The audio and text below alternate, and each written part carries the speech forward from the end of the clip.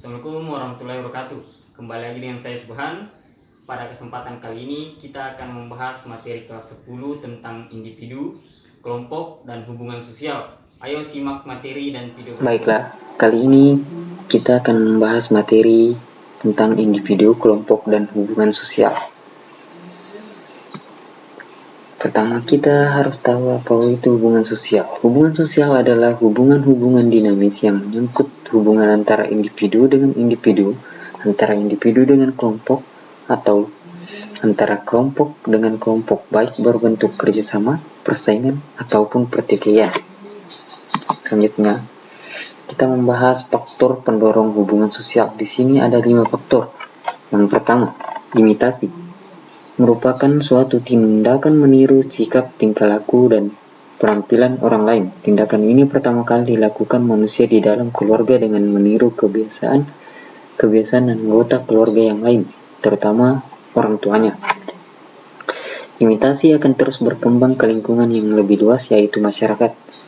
Dalam hubungan sosial, imitasi dapat bersifat positif apabila mendorong seseorang mematuhi kaidah-kaidah dan nilai yang berlaku sehingga tercipta keselarasan dan keteraturan sosial. Namun, imitasi juga dapat berpengaruh negatif apabila dicontoh untuk perilaku menyimpang.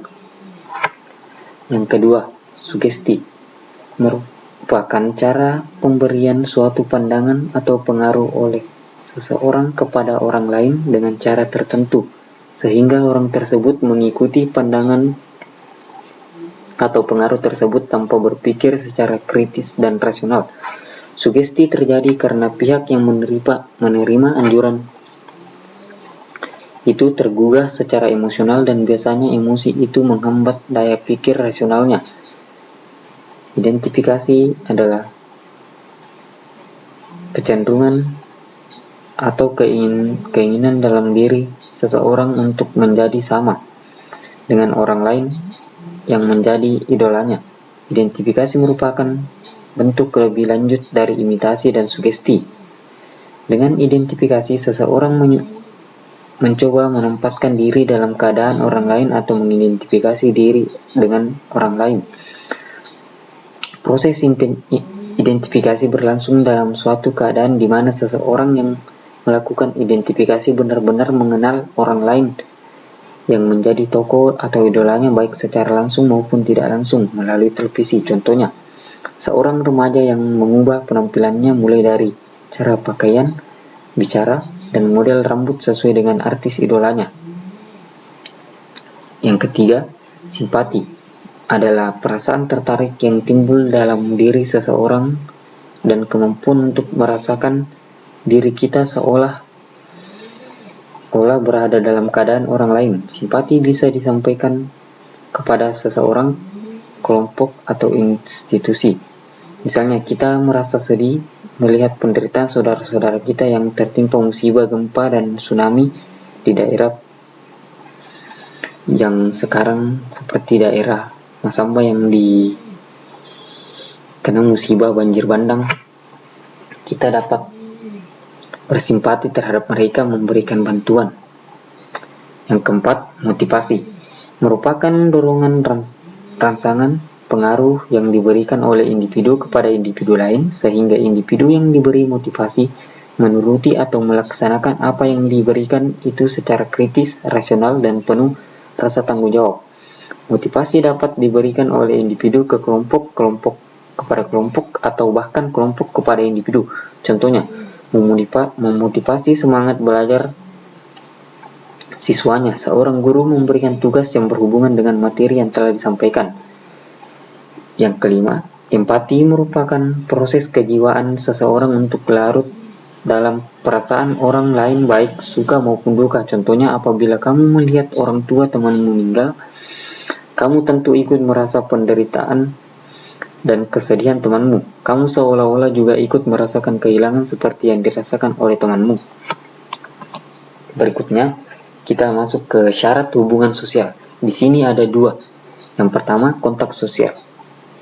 Kontak berasal dari kata Latin cum dan con, yang berarti bersama-sama, dan tangere yang memiliki arti menyentuh. Jadi secara harfiah kontak berarti bersama-sama menyentuh. Dalam pengertian sosiologis, kontak merupakan gejala sosial di mana orang dapat mengadakan hubungan dengan pihak lain tanpa mengadakan sentuhan fisik, misalnya berbicara dengan orang lain melalui telepon, surat, dan sebagainya.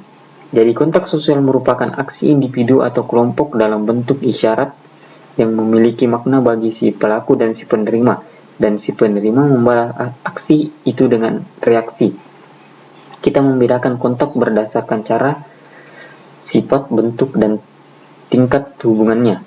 Yang kedua, komunikasi merupakan tindakan seseorang menyampaikan pesan terhadap orang lain dan orang lain itu memberikan tafsiran atas sinyal tersebut serta mewujudkan dalam perilaku. Dari